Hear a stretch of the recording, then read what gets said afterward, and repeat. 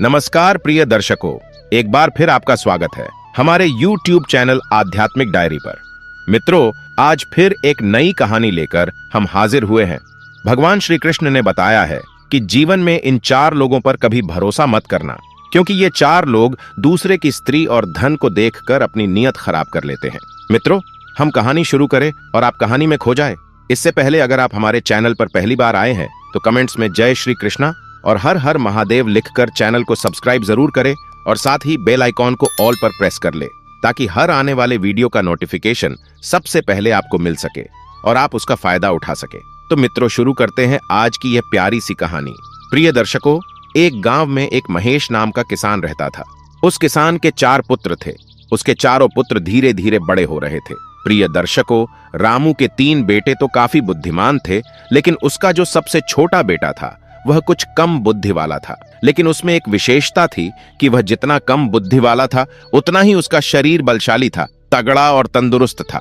उस किसान महेश के दिमाग में एक विचार आया कि मेरे तीनों बेटे तो काफी बुद्धिमान हैं, वह अपना जीवन किसी न किसी तरह से काट लेंगे, लेकिन मेरा छोटा पुत्र कम बुद्धि वाला है, इसकी जीविका के लिए मुझे बड़ी चिंता हो रही है। फिर काफी सोच विचार के बाद वह किसान इस नतीजे पर पहुंचा कि क्यों ना मैं अपने छोटे पुत्र को पहलवानी सिखा दूं, और वैसे भी इसका शरीर देखने में पहलवानों जैसा है। अब उस किसान ने अपने छोटे पुत्र को पहलवानी करवाना शुरू कर दिया। उसे बहुत अच्छी अच्छी पहलवानों वाली की खुराक मिलती थी। अब तो किसान का छोटा पुत्र बहुत जल्दी ही बड़ा ताकतवर हो गया। प्रतिदिन कसरत करता था, दौड़ लगाता और पहलवानी के गुणों को सीखता रहता था। वह पहलवान हर दिन नए नए दांव पेंच सीखता था। इस प्रकार धीरे धीरे समय बीतता गया। किसान महेश ने अपने बड़े तीनों पुत्रों का विवाह कर दिया। जब किसान के तीनों पुत्रों का विवाह हो गया तो 3 पुत्रों की जो पत्नियां थीं वह किसान के छोटे बेटे से जलने लगी।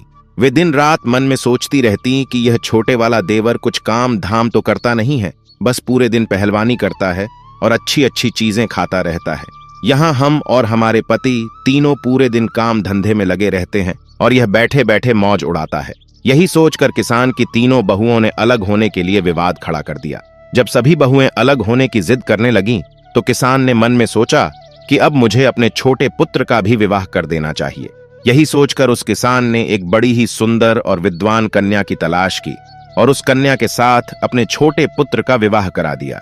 प्रिय मित्रों, उस पहलवान की पत्नी इतनी सुंदर थी कि उस पूरे क्षेत्र में कोई भी स्त्री उसके जितनी सुंदर नहीं थी।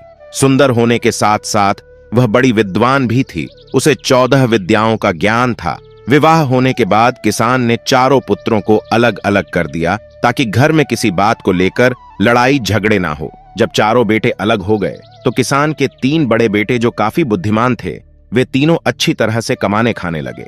वह हर काम जानते थे और खेती में भी खूब मेहनत करते थे, इसलिए उनका समय बहुत अच्छे से चल रहा था। परंतु जो पहलवान था उसका तो वही काम था, दिन भर अच्छा अच्छा खाना और प्रतिदिन पहलवानी करना। धीरे धीरे उस पर कंगाली आने लगी। उसकी पत्नी भी उससे दिन रात लड़ने लगी। उसकी पत्नी कहने लगी कि तुम कोई काम नहीं करते हो, दिन भर खाली पड़े रहते हो, परंतु खाने को सब अच्छा अच्छा चाहिए। इस तरह से हमारा गुजारा कैसे होगा। अब तो दोनों पति पत्नी में विवाद होने लगा। प्रिय मित्रों, जो पहलवान की पत्नी थी वह काफी बुद्धिमान थी। वह एक दिन अपने पति से बोली कि तुम ऐसा करो, इस राज्य के राजा के पास जाओ और राजा से कहना कि मुझे नौकरी दे दो। तब पहलवान कहने लगा कि ये तुम क्या कह रही हो, मैं तो कोई काम जानता ही नहीं हूँ। मैं तो केवल कुश्ती लड़ सकता हूँ और भोजन कर सकता हूँ, मुझे तो कुछ आता ही नहीं है। तो राजा के यहाँ मुझे नौकरी कैसे मिलेगी, और यदि मिल भी जाएगी तो मैं वहां क्या काम करूंगा। तब पहलवान की पत्नी कहने लगी कि तुम इस बात की चिंता मत करो कि मुझे कुछ नहीं आता है। मैं जो कहती हूँ तुम वैसा करो। तुम महाराज के पास जाओ और महाराज से कहो कि महाराज, मैं आपके यहाँ नौकरी करना चाहता हूँ। जब राजा तुम्हें नौकरी देने को तैयार हो जाए तो तुम उसके यहाँ लखटकिया के पद पर नौकरी लगना। अपनी पत्नी की बात सुनकर पहलवान कहने लगा कि लखटकिया क्या होता है। तब उसकी बुद्धिमान पत्नी उसे समझाने लगी कि देखो, राजा के यहाँ 1 लाख टका रोज पाने वाला एक नौकर होता है जो रोजाना 1 लाख टका वेतन पाता है, और उसका काम यह होता है कि जो काम राजा से ना हो सके, उसकी सेना से ना हो सके, उसके किसी मंत्री से ना हो सके, तो उस कार्य को लखटकिए को करना पड़ता है। तब पहलवान बोला कि मैं तो कुछ जानता ही नहीं हूं, फिर मैं उस काम को करूंगा कैसे। तब पहलवान की पत्नी बोली, देखो तुम चिंता मत करो, मैं हूं ना, तुम तो बस चले जाओ और महाराज से कहना कि मुझे लखटकिया की नौकरी चाहिए। प्रिय मित्रों, पहलवान अपनी पत्नी की बात को मानकर उदास मन से राजा के दरबार की ओर चल देता है। जब वह राजा के दरबार में पहुंचा तो महाराज ने देखा कि बड़ा बलवान पहलवानों जैसा शरीर वाला एक आदमी मेरे दरबार में आया है। उसे देखकर राजा समझ गए कि शायद यह व्यक्ति नौकरी की तलाश में आया होगा। महाराज ने पहलवान से पूछा कि आप किस लिए आए हैं? तब पहलवान कहने लगा कि महाराज, मुझे नौकरी चाहिए। तब राजा ने कहा, अच्छा ठीक है, पर पहले आप हमें बताओ कि आप करोगे क्या, आप क्या क्या कर सकते हो? तब वह पहलवान कहने लगा कि हे महाराज, जो काम आपसे नहीं होगा, जो काम आपकी सेना से भी नहीं होगा और किसी मंत्री से भी नहीं होगा, वह काम मैं करूंगा, परंतु इसके बदले में मैं आपसे 1,00,000 टका रोज का वेतन लूंगा। पहलवान की बात सुनकर राजा कहने लगा, तो अच्छा तुम लखटकिया की नौकरी करोगे? तब पहलवान कहने लगा, जी महाराज। फिर राजा ने अपने मंत्रियों से विचार विमर्श किया और कहा कि देखो तो जरा, क्या हमसे पहले कभी किसी राजा ने किसी लखटकिया को नौकरी पर रखा है? जब राजा के मंत्रियों ने पहले के दस्तावेजों में देखा तो उन्हें पता चला कि महाराज के पिता ने ही एक लखटकिया को नौकरी पर रखा था। तब मंत्री कहने लगा, महाराज, आपके पिता ने ही एक लखटकिया को नौकरी पर रखा था। अपने मंत्री की बात सुनकर राजा ने कहा, तो ठीक है, हम भी अपने यहाँ एक लखटकिया को रख लेते हैं। फिर राजा ने उस पहलवान को लखटकिया के रूप में नौकरी दे दी। पहलवान कहने लगा, तो ठीक है महाराज, अब आप मुझे रहने के लिए कोई अच्छा सा कमरा दे दीजिए। जब भी कोई ऐसा काम पड़ेगा जो किसी से भी ना हो तो आप खबर भेजकर मुझे बुलवा लेना। तब राजा ने उस पहलवान को अपने यहाँ जो शाही बाग था उसमें रहने को कह दिया। उस शाही बाग में एक बहुत ही सुंदर महल बना हुआ था। राजा ने कहा, हे लखटकिए, तुम इस महल में आराम से रह सकते हो। जब मुझे आवश्यकता होगी तो मैं आपको बता दूंगा। प्रिय दर्शकों, उसी दिन से वह पहलवान 1,00,000 टका वेतन रोज पाने लगा और रहने के लिए उसे राजा की तरफ से एक महल भी मिल गया। अब तो वह पहलवान बड़े ही आराम से उस राजसी महल में रहने लगा। वह प्रतिदिन पहलवानी करता था, बगीचे में घूमता था और आराम से सो जाता था। धीरे धीरे वक्त बीतता जाता है।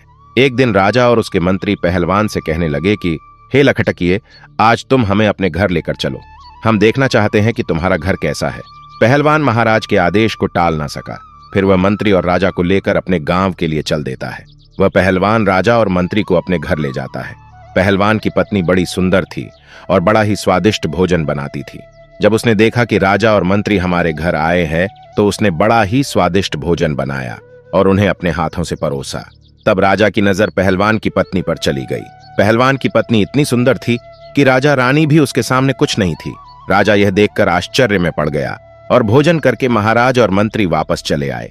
अब राजा मंत्री से कहने लगा कि हे मंत्री, इस पहलवान की पत्नी कितनी सुंदर है, हमारी रानी भी इतनी सुंदर नहीं है। तब मंत्री बोला, हाँ महाराज, सुंदर तो है, परंतु क्या किया जाए, ये तो अपना अपना नसीब है। किसी के नसीब में सोना चांदी है तो किसी के नसीब में मिट्टी भी नहीं है। तब राजा अपने मंत्री से बोला, मंत्री, मैं इसकी पत्नी को पाना चाहता हूँ। किस तरह से मैं इसकी पत्नी को अपनी पत्नी बना सकता हूँ? मुझे क्या करना चाहिए? दोस्तों, वो कहते हैं ना कि राजा, योगी, अग्नि, जल, इनकी उल्टी रीत है, इनसे हमेशा बचकर चलना चाहिए। राजाओं के उल्टे नियम होते हैं। राजा और मंत्री सोचने लगे कि पहलवान की पत्नी को महलों में कैसे लाया जाए। अब तो वे पहलवान की पत्नी को पाने का षड्यंत्र रचने लगे। धीरे धीरे कुछ समय बीतता है। इधर महाराज की जो माँ राजमाता थी वह बीमार पड़ जाती है। जब राजमाता बीमार पड़ गई तो महाराज ने बड़े बड़े वैद्य को उन्हें दिखाया, परंतु किसी भी वैद्य का उपचार उन्हें सही नहीं कर पाया। राजमाता के बदन दर्द की बीमारी बढ़ती चली गई। कोई भी वैद्य हकीम उनका इलाज नहीं कर सका। एक दिन एक वैद्य जी आए। तब मंत्री ने मन में विचार किया कि मुझे कुछ योजना बनानी चाहिए। वैद्य को देखकर मंत्री कहने लगा, वैद्य जी, हमारी राजमाता बीमार है, क्या आप उनका इलाज कर सकते हैं? वैद्य जी ने कहा, हाँ, हम अवश्य उनका इलाज कर देंगे। तब मंत्री ने कहा, देखो वैद्य जी, आपको इलाज मेरे अनुसार करना होगा। फिर मंत्री ने कहा, मैं आपको 50 स्वर्ण मुद्राएं दूंगा। जब आप उनका इलाज करो तो इलाज के लिए तुम उनसे ऐसी वस्तु मंगवाना जो कहीं भी उपलब्ध ना हो। जब मंत्री ने वैद्य को 50 स्वर्ण मुद्राएं पकड़ा दी तो वैद्य लालच में आ गया। वैद्य कहने लगा, ठीक है मंत्री जी, मैं ऐसा ही करूंगा। तब मंत्री वैद्य को लेकर राज दरबार में आता है और राजा से कहता है, महाराज, यह वैद्य जी बड़े ही माने हुए हैं, इन्हें मैं काशीपुरी से बुलाकर लाया हूं। यह वैद्य जी राजमाता का इलाज कर देंगे। तब महाराज बोले, यह तो बड़ी ही प्रसन्नता की बात है। राजा फौरन उस वैद्य को साथ लेकर राज पुरोहित, सेनापति और मंत्री को साथ लेकर अपनी राजमाता के पास जाता है। राजमाता का इलाज करने में वहां पहले से कई वैद्य लगे हुए थे। वैद्य जी ने राजमाता की नब्ज देखी और नब्ज देखकर राजा से कहा, हे महाराज, इनका इलाज होना अब संभव नहीं है। वैद्य की बात सुनकर राजा एकदम घबरा गया और कहने लगा, क्यों वैद्य जी, क्या बात है? वैद्य जी ने कहा, हे राजन, आपकी माता को सिर्फ एक ही वस्तु ठीक कर सकती है। तब राजा कहने लगा, बताओ वह क्या है? वैद्य बोला, वह वस्तु बड़ी ही दुर्लभ है, इतनी आसानी से नहीं मिल सकती। तब राजा बोले कि आप बताओ तो सही, मैं उस औषधि को कैसे भी करके ढूंढ कर लाऊंगा। तब वैद्य जी ने बताया कि महाराज, यदि आप 4 हूरबीला मंगवा दो तो आपकी मां ठीक हो सकती है। 4 हूरबीला को मंगाकर आप उनका तेल निकलवाए और उस तेल की मालिश राजमाता के शरीर पर करवाए। उस मालिश से राजमाता बहुत जल्दी स्वस्थ हो जाएंगी। वैद्य की बात सुनकर राजा मन में विचार करने लगा कि हम उस हूरबीला जानवर को जरूर मंगवाएंगे, परंतु वह कहाँ मिलता है? तब वैद्य कहने लगा, वह हूरबीला हिमालय के जंगलों में मिलते हैं। फिर वही वैद्य राजमाता का इलाज करने में लग जाता है। महाराज दरबार में आते हैं। दरबार में आकर महाराज ने अपने समस्त सभासदों को बुलाया और उनसे कहा कि कोई ऐसा योद्धा है क्या जो हूरबीला नाम का जानवर ला सके? ऐसी बात सुनकर कुछ समझदार व्यक्ति कहने लगे, महाराज, यह हूरबीला क्या होता है? हमने तो आज तक यह नाम भी नहीं सुना। तब राजा कहने लगे, यह कोई एक प्रजाति का जानवर है जो हिमालय के जंगलों में रहता है। राजा की बात सुनकर के संपूर्ण दरबारी चुप हो गए, क्योंकि जिस हूरबीला की बात राजा कर रहे थे, आज तक किसी ने भी उस जानवर को नहीं देखा था। सभी चुपचाप देखकर राजा मंत्री से कहने लगे कि मंत्री, ऐसे तो काम नहीं चलेगा। राजमाता को बचाने के लिए हमें हूरबीला जानवर को लाना ही पड़ेगा। राजा की बात सुनकर मंत्री कहने लगा, महाराज, यह बड़ा अच्छा मौका है।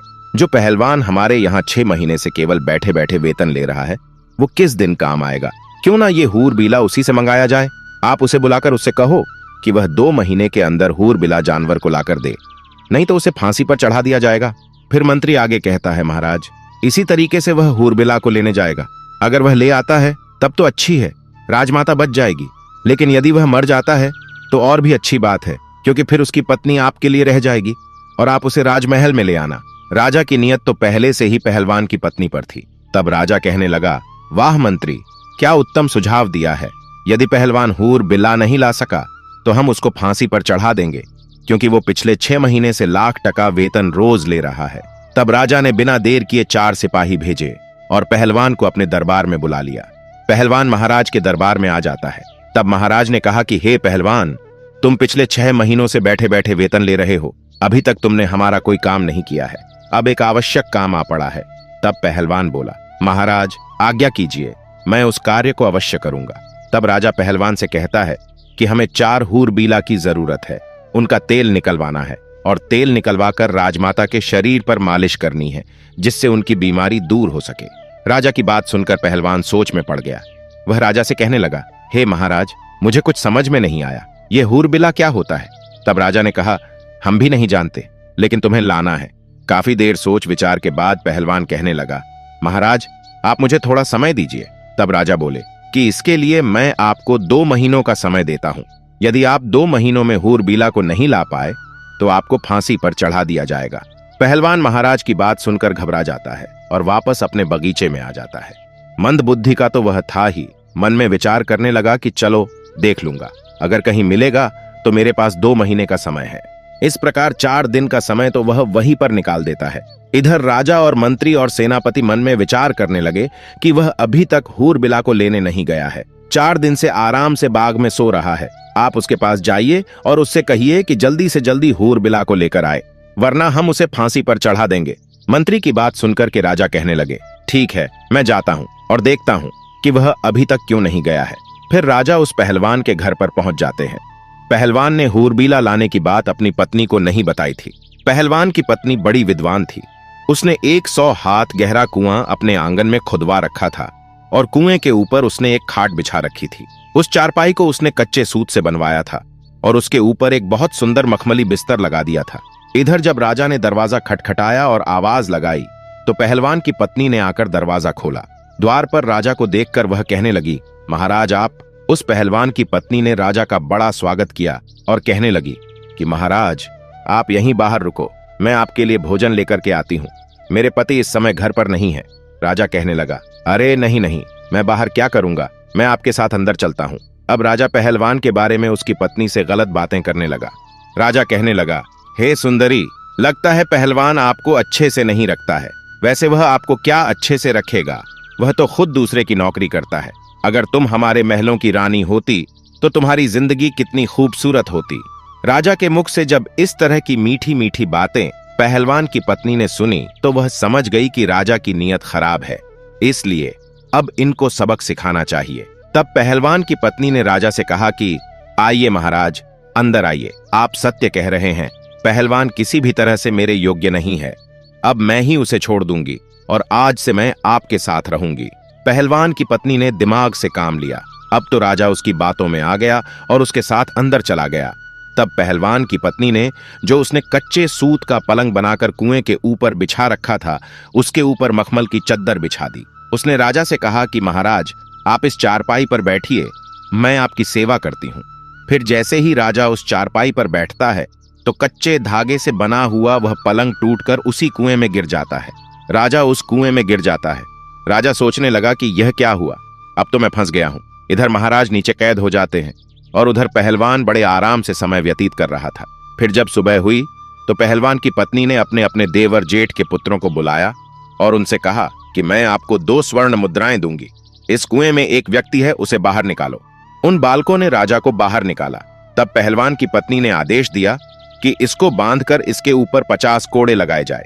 तब पहलवान की पत्नी के आदेश पर राजा को 50 कोड़े लगाए गए और फिर उसने कहा कि इसको वापस इसी कुएं में डाल दीजिए। उन बालकों ने उसको वापस कुएं में डाल दिया। फिर पहलवान की पत्नी ने कहा कि एक मटके में पानी और 2 रोटी इस कुएं में नीचे रख दो। एक रस्सी की मदद से रोटी और पानी भी कुएं में पहुंचा दिया। अब रोजाना राजा के साथ वैसा ही व्यवहार किया जाता था। उधर राजा सोचने लगा कि मैं तो बहुत बुरा फंस गया हूं। अब तो उसके भतीजे रोज उसको कुएं से निकालते और 50 कोड़े मारकर फिर से कुएं में डाल देते थे। राजा को पिटाई खाते खाते जब 3 से 4 दिन हो गए और जब राजा अपने दरबार में नहीं पहुंचा तो मंत्री विचार करने लगा कि महाराज को क्या हुआ। महाराज काफी दिन से पहलवान की पत्नी के पास गए थे, ना जाने इतने दिन क्या कर रहे हैं, मुझे भी चलकर देखना चाहिए। ऐसा विचार करके मंत्री भी चल देता है। जब काफी अंधेरा हो जाता है तो मंत्री उस पहलवान की पत्नी के घर के द्वार पर पहुंच जाता है। जब मंत्री ने आवाज लगाई तो पहलवान की पत्नी बाहर आती है। बाहर आकर देखा तो राजा का मंत्री था। मंत्री कहने लगा कि देखो, मैं राजा का मंत्री हूं और आपसे मिलने आया हूं। तब पहलवान की पत्नी बोली, मंत्री जी, आप क्यों आए हैं? क्योंकि पहलवान की पत्नी के ऊपर मंत्री की भी नीयत खराब थी। मंत्री कहने लगा कि मैं इसलिए आया हूं कि पहलवान तो अब मर ही जाएगा, क्योंकि वह हिमालय के जंगलों में गया है। तुम कहां अकेली यहां रहोगी, इसलिए तुम मेरे साथ चलो, मैं आपको महाराज के महलों में लेकर चलूंगा। प्रिय दर्शकों, पहलवान की पत्नी ने जब मंत्री की बात सुनी तो वह उसकी नीयत समझ गई। उसने फिर से दिमाग से काम लिया और कहने लगी, आप मेरे साथ आइए। इस प्रकार पहलवान की पत्नी मंत्री को बुलाकर अंदर ले गई और उसी खाट पर जिस पर कच्चा सूत लगा हुआ था, उस खाट पर मंत्री जी को बैठा दिया। मंत्री जैसे ही खाट पर बैठा तो एकदम से कुएं के अंदर राजा के ऊपर जाकर गिरा। राजा ने जब मंत्री को देखा तो राजा कहने लगा कि मंत्री जी, तुम यहां कैसे? तब मंत्री ने कहा, महाराज आप यहां कैसे? तब राजा ने जवाब दिया, मैं पहलवान की पत्नी की खातिर खुशामद आया था, अब तू भी आ गया है, यह तो और भी अच्छा हुआ। इधर जब सुबह हुई तो पहलवान की पत्नी ने अपने भतीजों को बुलवाया। उनका रोज का नियम बन गया था कि वो आए। फिर उन्होंने एक रस्सी डाल दी और उन्होंने बोला, नंबर 1। तब राजा कहने लगा, मेरा नंबर आया है, पहले मैं ऊपर जाऊंगा। फिर वह राजा को रस्सी पकड़वाकर ऊपर चढ़ा लेते हैं और उसे खंबे से बांध देते हैं। फिर दूसरा रस्सा डाला और बोला, नंबर 2। तब मंत्री भी ऊपर आ गया और उसको भी खंबे से बांध दिया। फिर उनको 50-50 कोड़े लगाए और फिर से उसी कुएं में डाल दिया गया। पहलवान की पत्नी ने कहा कि इनको एक मटका पानी और 4 रोटी नीचे पहुंचा। 2 रस्सी की सहायता से रोटी और पानी कुएं में नीचे पहुंचा दिया। अब राजा और मंत्री के प्रतिदिन 50-50 कोड़े बरसने लगे। उनको रोजाना कोड़ों की मार पड़ने लगी, जिससे राजा और मंत्री दोनों के शरीर से चमड़ी उतर गई। इसी तरह से 15 दिन निकल जाते हैं। उधर राजा के सेनापति ने विचार किया कि राजा को ढूंढने के लिए मंत्री गया था, अभी तक वह भी लौटकर नहीं आया। मुझे भी चलकर देखना चाहिए कि आखिर उनके साथ क्या हुआ है। कहीं वे पहलवान की पत्नी के पास ही तो नहीं रुक गए, न जाने वहां क्या कर रहे हैं। यह विचार करके सेनापति भी चल देता है। जब शाम होने पर सेनापति पहलवान के घर जाता है और आवाज लगाता है। तब पहलवान की पत्नी ने आकर दरवाजा खोला तो बाहर देखा कि बाहर सेनापति खड़ा है। वह पूछने लगी, आप कौन हैं? तब सेनापति कहने लगा कि मैं महाराज का सेनापति हूं और आज की रात्रि तुम्हारे पास बिताना चाहते हैं, क्योंकि पहलवान की पत्नी बहुत ही सुंदर थी। जो एक बार उसे देख लेता था उस पर मोहित हो जाता था। पहलवान की पत्नी सेनापति की मंशा को अच्छी तरह समझ गई कि यह षड्यंत्रकारी है और मेरे पास आया है। तब पहलवान की पत्नी कहने लगी, हाँ हाँ आइए ना, आपका मेरे घर में स्वागत है। सेनापति भी उसकी बातों में फंस गया। सेनापति सोचने लगा कि अब तो यह मेरी पत्नी होकर रहेगी, परंतु पहलवान की पत्नी बड़ी विद्वान थी। उसने सेनापति को भी उसी खाट पर बैठने को कहा। फिर जैसे ही वह कच्चे सूत की खाट पर बैठा तो वह भी नीचे कुएं में गिर गया। उस कुएं में राजा और मंत्री तो पहले से ही पड़े थे। जब राजा और मंत्री ने सेनापति को देखा तो कहने लगे, सेनापति तुम यहां कैसे? सेनापति बोला, अरे आप भी इसी में हैं, मैं आपको ही तो ढूंढने आया था। तब राजा ने कहा, चलो तुमने हमें ढूंढ लिया, अब सुबह देखना क्या होता है। सेनापति बोला, क्या होगा? तब मंत्री बोला, सुबह देखना, अभी चुपचाप सो जाओ। जब सुबह हुई तो पहलवान की पत्नी ने अपने भतीजों को बुलाया। वह सब लोग आए और उन्होंने आकर रस्सा नंबर 1 डाल दिया। फिर उसे पकड़कर राजा ऊपर आ गया। फिर दूसरा रस्सा डाला, मंत्री भी उसे पकड़कर ऊपर आ गया। इसी प्रकार तीसरा रस्सा डालकर सेनापति को भी ऊपर निकाल लिया। फिर पहलवान की पत्नी ने आदेश किया कि कैदी नंबर 1 को 25 कोड़े लगाए जाए, कैदी नंबर 2 को 200 कोड़े मारे जाए और कैदी नंबर 3 को 300 कोड़े मारे जाए। पहलवान की पत्नी की बात सुनकर उन सभी बालकों ने कोड़े मारने शुरू कर दिए। कोड़ों की मार पड़ने से उनकी चमड़ी निकल आई। कोड़े मारने के बाद उन्हें उसी कुएं में फिर से डाल दिया। उसके बाद उन्हें पीने के लिए मटके का पानी और 6 रोटी उसमें डाल दी। धीरे धीरे कुछ और समय निकलता गया। राजा, मंत्री और सेनापति तीनों को रोजाना कोड़ों की मार पड़ती थी। उनकी पीठ पर रोज कोड़े बरसते थे। वे बड़े परेशान होने लगे और सोचने लगे कि कहां वह पहलवान की पत्नी को लेने आए थे और कहां उल्टे उनकी ही जान के लाले पड़ गए। फिर एक दिन राजा के जो कोतवाल थे उन्होंने मन में विचार किया कि चलिए मैं भी चलकर देखता हूं कि महाराज, मंत्री और सेनापति जी अभी तक क्यों नहीं आए। जो भी पहलवान की पत्नी के पास जाता है वह लौटकर क्यों नहीं आता है, मैं चलकर देखता हूं। प्रिय दर्शकों, यह विचार करके कोतवाल भी चल देता है। कोतवाल मन में विचार करने लगा कि मैं चलकर देखता हूं कि महाराज, सेनापति और मंत्री तीनों पहलवान की पत्नी के पास रुककर क्या कर रहे हैं, वहां ऐसा क्या है। ऐसा विचार करते करते कोतवाल अंधेरे में पहलवान के घर जाता है और दरवाजा खटखटाता है। तब पहलवान की पत्नी समझ गई कि कोई राजा के यहां से कोई आया है। जब उसने दरवाजा खोला तो देखा द्वार पर कोतवाल खड़ा है। उसे देखकर पहलवान की पत्नी कहने लगी कि तुम कौन हो। तब उसने बताया कि मैं कोतवाल हूं, राजा के यहां से आया हूं।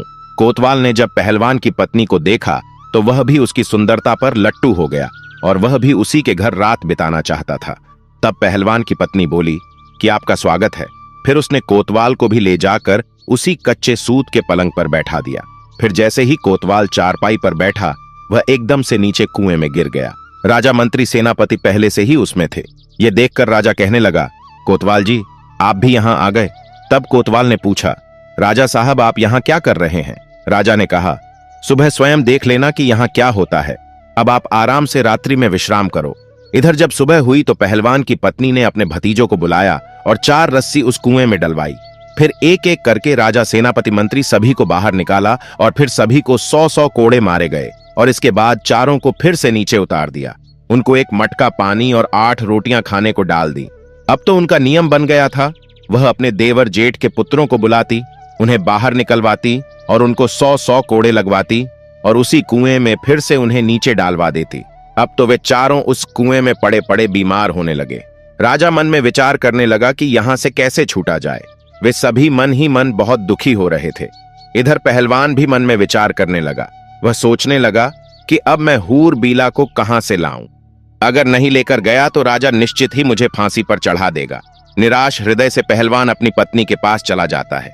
जब पहलवान की पत्नी ने अपने पति का उदास चेहरा देखा तो उसकी पत्नी पूछने लगी कि ऐसा क्या कारण है जो आपका चेहरा इतना उदास है। तब वह पहलवान कहने लगा, अब राजा मुझे फांसी की सजा देने वाला है। तब उसकी पत्नी ने पूछा, क्यों जी, राजा आपको फांसी पर क्यों चढ़ाएंगे। तब पहलवान ने कहा कि उसने मुझे ऐसा काम बताया है जो मुझसे होगा ही नहीं। तब पहलवान की पत्नी बोली, पहले बताओ तो सही, राजा ने तुम्हें क्या काम बताया है जिसे लेकर आप इतने चिंतित हैं।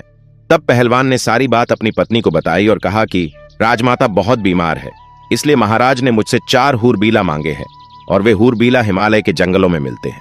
राजा उनका तेल निकलवाएंगे और उस तेल से ही राजमाता की मालिश की जाएगी। तब पहलवान की पत्नी कहने लगी, बस यही छोटी सी बात है, मैं तो घबरा गई थी कि पता नहीं कौन सी बात होगी। अरे ऐसे हूरबीला तो हमारे जंगलों में काफी है, मैं अपने भरीजों से कहकर पकड़वा कर आपको दे दूंगी।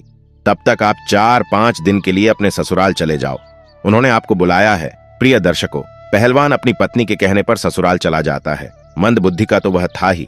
वह मन में सोचने लगा कि इसका मतलब मेरी मुसीबत मेरी पत्नी दूर कर देगी।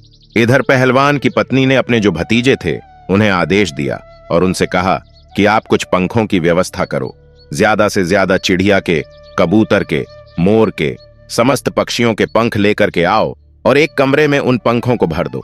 उसके भतीजे जो थे वह छोटे छोटे बालक ही थे। उन्होंने 2 दिन में ही कमरा पंखों से भर दिया।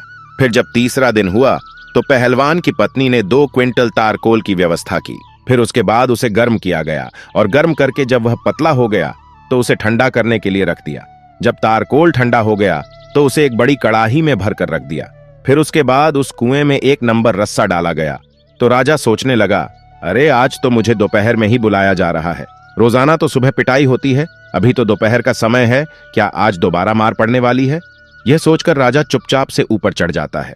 पहलवान की पत्नी वहीं डंडा लेकर बैठी थी। उसने राजा से कहा कि यह कढ़ाई रखी है, इसमें स्नान करो। यदि ज्यादा आनाकानी की तो इस डंडे की मार पड़ेगी। राजा डर के मारे चुपचाप उस तारकोल से भरे कढ़ाई में घुस जाता है और जब वह बाहर निकला तो संपूर्ण शरीर पर तारकोल लिपट गया था।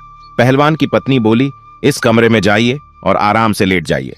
उसने राजा को उस कमरे में भेज दिया जिसमें हजारों पक्षियों के पंख पड़े थे।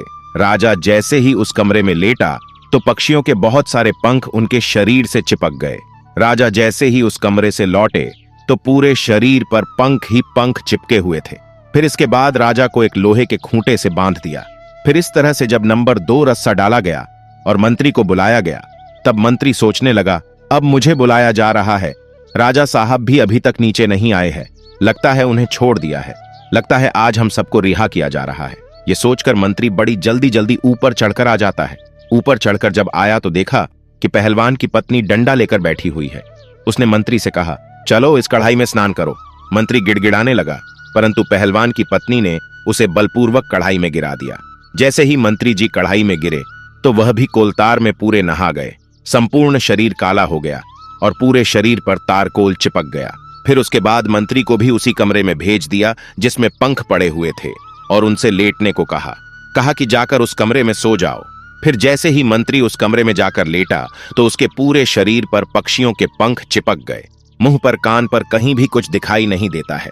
इसके बाद उन्हें भी एक दूसरे खूंटे से बांध दिया। इसी तरह से उन दोनों को भी बाहर निकाल दिया और तारकोल में स्नान कराया। उसके बाद उस कमरे में भेजकर लिटाया गया। उन दोनों के शरीर से पक्षियों के पंख चिपक गए। फिर पहलवान की पत्नी ने चारों को अलग अलग लोहे के खूंटे से बांध दिया गया। प्रिय दर्शकों, इस प्रकार से जब 4 दिन बीत गए, उधर पहलवान अपने ससुराल से लौटकर आता है और आकर अपनी पत्नी से कहता है कि अब बताओ वह हूरबिला कहाँ है? मुझे महाराज से डर लग रहा है। 2 महीने का समय भी पूरा होने वाला है। अगर हूरबिला नहीं मिला तो राजा मुझे पूरे परिवार सहित फांसी दे देगा। तब उसकी पत्नी बोली कि आप इतना क्यों घबरा रहे हो? देखो मैंने पहले ही आपकी व्यवस्था कर दी है। चारों हूरबिला अंदर कमरे में बंधे हैं। तब पहलवान ने देखा कि 4 बड़े ही विचित्र जानवर बंधे थे। देखने में इंसान जैसे लग रहे थे। शरीर काला था। जगह जगह पर पूरे शरीर में रंग बिरंगे भांति भांति के पंख लगे हुए थे।